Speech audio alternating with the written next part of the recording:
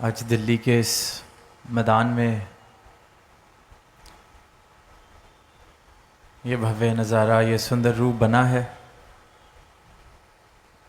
और बात करी जा रही है भक्ति की, मानवीय गुणों की, यशोगान किया जा रहा है इस अविनाशी का, इस दातार प्रभु का। आवाज़ दी जा रही है कि ये जिसे दूर समझा जा रहा है, जिस परमात्मा को कथनी सुननी तक सीमित रखा जा रहा है, ये अंग संग बसता है, प्राप्त करने योग्य है। जिसने पाया है उसने यही आवाज़ सारी ही मानवता को देने का प्रयास किया है कि इस अंग संग बसने वाले को दूर ना समझा जाए। ये जो हमारे अंग संग बस रहा है, हमारे घट में बस रहा है, जिसके अंदर इस सारी सृष्टि का वास हो रहा है, इसको दूर ना समझा जाए। कहीं मानवता की भी वही जल में मीन प्यासी मोहे सुन सुन आए हासी वाली अवस्था न रह जाए। जो मानव इस परमात्मा रूपी समुद्र में है, फिर भी प्यासा है, फिर भी वांझा है, तो उस मानव को आवाज़ दी जा रही है कि ये अंग संग बसने वाली सत्ता को कथनी सुननी तक सीमित ना किया जाए, प्राप्त कर लिया जाए, दर्शन कर लिए जाए। इसके साथ प्रेमा भक्ति वाला रिश्ता जोड़ लिया जाए जो एक भक्त और परमात्मा में होना चाहिए। जो सही मायनों में एक भक्त और परमात्मा में रिश्ता अगर स्थापित होता है तो ये प्रेमा भक्ति के भाव वाला ही रिश्ता होता है। पर वो मुमकिन तभी है जब इस अविनाशी के दर्शन मैं कर लूँ, मेरा जीवन उज्जवल हो जाए, रोशन हो जाए। अज्ञानता की जो ये आँख पर पट्टी बंधी है, संत आवाज़ देते हैं और ये पट्टी खोल देते हैं ताकि फिर रोशनी दिखाई देने लगे। अंधकार से मेरा जीवन प्रकाश की ओर आ जाए। पर इंसान की, संसार की, मानवता की हालत कुछ इस प्रकार हो रही है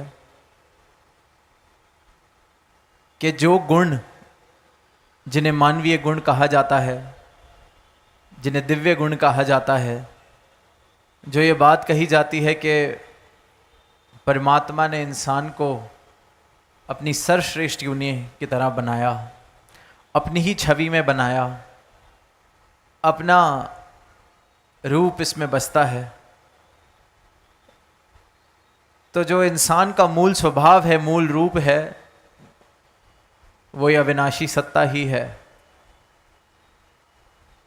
तो जो ये गुण हैं, प्रेम वाले, सहनशीलता वाले, विशालता वाले, ये गुण जब इस परमात्मा को इंसान प्राप्त कर लेता है तो ये सहज में ही ये गुण जीवन में आ जाते हैं, क्योंकि ये जीवन से कभी दूर होते ही नहीं। ये तो इंसान के वो स्वाभाविक गुण हैं जो इसमें बसते हैं। पर क्योंकि ऊपर न जाने कितनी भ्रमों की पट्टियाँ, कितनी धूल मिट्टी जो चढ़ जाती है, तो अपने स्वभाव से ही इंसान बेखबर। और अक्सर आजकल हालत देखते हैं इंसान की कि प्रेम को महसूस करने की जो उसकी क्षमता इंसान की, हम देखते हैं कम होती जा रही है। जीवन में प्रेम कम होता जा रहा है।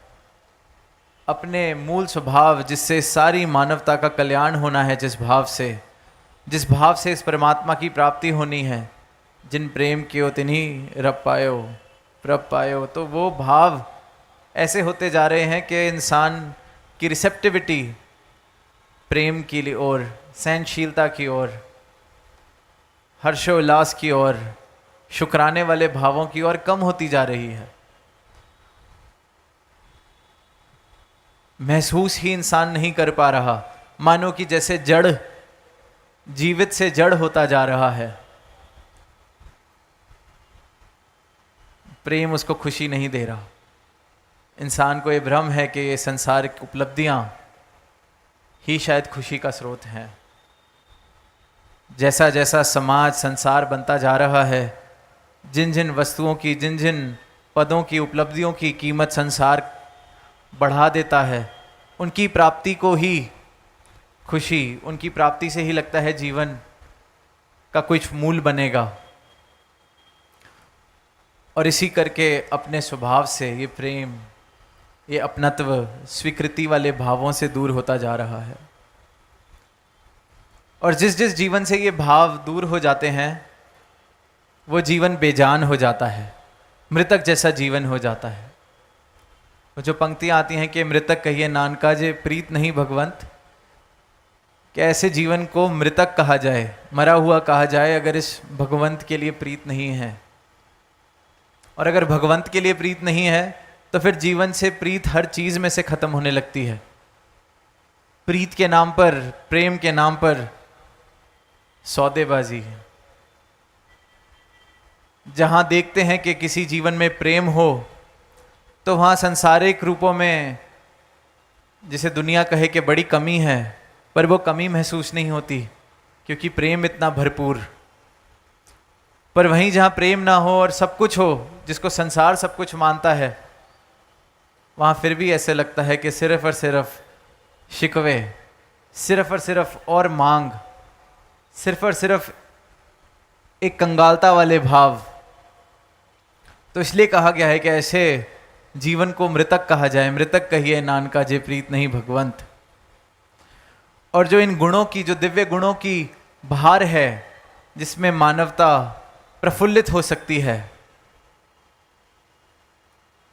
एक सुंदर जीवन के वृक्ष लग सकते हैं, इन दिव्य गुणों के बहार के अंदर इंसान इससे वंचित है।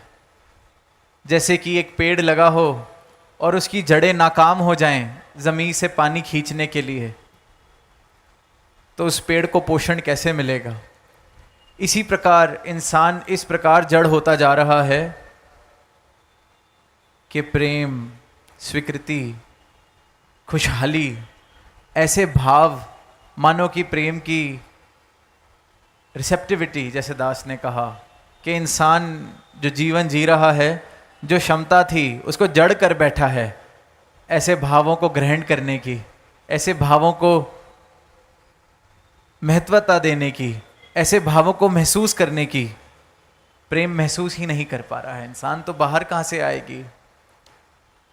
शायर ने पंक्तियां कहीं कि मुझको एहसासे रंग बू ना हुआ, यूं भी अक्सर बाहर आई है।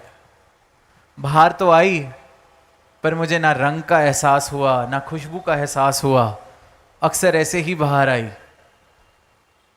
इंसान के साथ भी यही हो रहा है कि ये सदा बाहर परमात्मा, इसकी बाहर कोई मौसम की मोहताज नहीं है कि साल के कुछ समय ये परमात्मा की बाहर आती है। सदा बाहर, हर वक्त, हर पल बाहर ही बाहर।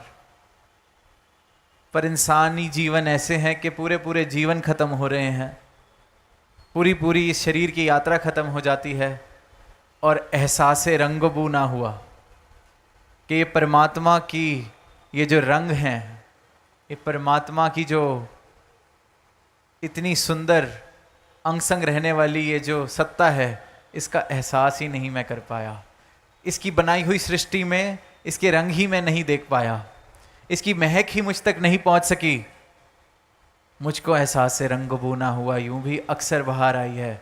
शायर ने तो अक्सर बाहर कहा, दास ने कहा है कि सदा ही बाहर है और पूरा पूरा जीवन व्यतीत हो जाता है, पर इस परमात्मा का एहसास इंसान नहीं कर पाता, इसके रंग नहीं देख पाता, इसकी प्राप्ति करके इसके रंगों की, इसकी खुशबुओं की बहार अपने जीवन में नहीं ला पाता। इसलिए देखते हैं कि इंसान के जीवन से ये जो प्रेम वाले भाव हैं ये खत्म होते जा रहे हैं। सहनशीलता वाले भाव खत्म होते जा रहे हैं कि खुद माफ़ी मांग लें अगर कोई गलती हो गई, ऐसे भाव खत्म हो जा रहे हैं। माफ़ कर दें, ऐसे भाव खत्म हुए जा रहे हैं। सब कुछ हासिल होके भी इंसान की नज़र जो है सिर्फ वहाँ जाती है जो नहीं है, क्योंकि अधूरे संसार के साथ रिश्ता है, अधूरे संसार की कीमत है, जो कभी मुझे पूर्ण महसूस नहीं करा सकता। तो मेरी नज़र भी वो फिर ऐसी ही बन जाती है जो कमियां देख रही है। जैसे कहते हैं कि एक सफ़ेद चादर पर एक छोटा सा काला एक बिंदु बनी हो तो मेरी नज़र सिर्फ वहीं है, कमियां, ये नहीं मिला, बाकी जो मिला है उसका शुक्राना नहीं। इसलिए फिर भक्त कहते हैं कि शिकवे से शुक्र में आए। शुक्राने वाले भाव जीवन में आते हैं तो मतलब ये परमात्मा की बहार मेरे जीवन में आ रही है। और ये शुक्राने वाले भाव जीवन में सदैव के लिए, टिकने के लिए तभी आ सकते हैं जब जो प्राप्त करने योग्य है इसकी प्राप्ति हो जाए। संसार की जो लालसा है, संसार को प्राप्त करने की जो होड़ है, जितना प्राप्त कर लें फिर भी अधूरा है, क्योंकि पूर्ण नहीं है। पूर्णता सिर्फ और सिर्फ इस पूर्ण में है, इस परमात्मा में है। तो जिसने भी इस पूर्ण को प्राप्त किया है उसने फिर शुक्राना किया है, क्योंकि उसके जीवन में अब कोई सांसारिक उपलब्धियां वाद घाट नहीं कर सकती कि ये मिल गया तो आज मेरे जीवन की कीमत बढ़ गई, ये कोई ले गया मुझसे तो मेरे जीवन की कीमत घट गई, स्टॉक मार्केट का लूची हो गई तो मेरे जीवन की कीमत बढ़ गई, कल स्टॉक मार्केट कम हुई, मेरा दिवाला निकल गया तो मेरे जीवन की कीमत घट गई। भक्त जो है अपने जीवन की कीमत इन संसारिक उतार चढ़ावों से नहीं लगाता, क्योंकि उसको अपनी सही कीमत, अपना मूल मिल जाता है, ये परमात्मा मिल जाता है। अब ये जो असीम सत्ता है, अविनाशी सत्ता है, अकाल पुरख है, इसको कौन, ऐसी कौन सी उपलब्धि देकर इसकी हम कीमत बढ़ा सकते हैं या घटा सकते हैं? ऐसा क्या इस परमात्मा को दे देंगे जिससे ये बढ़ जाए, या इससे ऐसा क्या ले लेंगे जो ये घट जाए? इसी प्रकार जो भक्त है, जिसने इस परमात्मा को प्राप्त कर लिया, उसका जीवन भी पूर्ण हो जाता है, क्योंकि पूर्ण से जुड़ गया। तो फिर उस जीवन की भी कीमत इन संसारिक उपलब्धियों के आने जाने से नहीं है। उसको बखूबी पता है कि ये माया का जो रूप है, इसके साथ अनासक्त आसक्ति के भावों से जीना है, डिटैच्ड अटैचमेंट के भावों से जीना है तो मुबारक, नहीं है तो भी मुबारक। तो ये जो भाव हैं अनासक्त आसक्ति वाले, ये तभी आते हैं जब मुझे मेरे मूल की प्राप्ति हो जाए, मेरे मूल का बोध हो जाए, जब मुझे समझ आ जाए कि मैं भी इस पूर्ण का ही अंश हूं, तो मैं भी पूर्ण हूं, तो फिर जीवन में प्रेम आता है। क्योंकि जीवन प्रफुल्लित है, जीवन में फिर अधूरापन नहीं है, और जहां अधूरापन नहीं है वहां प्रेम है। क्योंकि प्रेम का घाटा तो तब होना शुरू होता है जब सिर्फ शिकवे, जब सिर्फ लालसाएं, जब सिर्फ किसी को चोट पहुंचा के खुद ऊंचा होने के भाव हैं, किसी की लकीर छोटी करके अपनी लकीर बड़ी करवाने के भाव हैं, तो प्रेम कहां से आएगा? जो पूर्ण हो गया, इस परमात्मा को प्राप्त कर लिया, इस परमात्मा से प्रेम का रिश्ता जिसका स्थापित हो गया, तो फिर उसका इस परमात्मा की रचना से भी प्रेम का रिश्ता ही बनता है। फिर वो घट घट देखे अलग को, हर घट में इस परमात्मा को देख रहा है, फिर हर घट से प्रेम कर रहा है। फिर उसके जीवन में ये सदाबहार परमात्मा है। फिर उसकी अवस्था ये नहीं कि मुझको एहसासे रंगो बूना हुआ, फिर तो वो हर जर्रे में, हर पत्ते में इस परमात्मा के रंग देख रहा है, हर जर्रे में, हर पत्ते में इसके दर्शन कर रहा है, इसकी महक देख रहा है, इसकी प्रेम वाली महक, प्रेमा भक्ति वाली महक वाला वो जीवन बन जाता है। तो इस सदाबहार परमात्मा के साथ जुड़ के अपने जीवन में बाहर लाई जा सकती है, और ये तब तक मुमकिन है जब तक ये श्वासें चल रही हैं।